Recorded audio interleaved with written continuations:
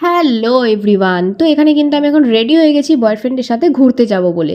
ছুটির দিনে বাড়িতে বসে থাকতে কার ভালো লাগে বলো তো? তো এখানে সকাল থেকে বৃষ্টি হয়ে রাস্তাগুলো বেশ ভেজা ভেজা লাগছিল, দারুণ লাগলো।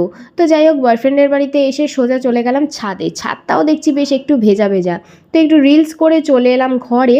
আর এসে দেখছি আমার শাশুড়ি মা গরম গরম চা বানিয়েছে।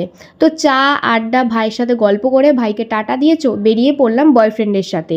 একটা বন্ধুর বাড়িতে ইনভিটেশন আছে। এই যে ব্লু কালারের গেঞ্জি পরা, ওর বার্থডে ছিল, তো আজকে ছিল তার খাওয়া দাওয়া।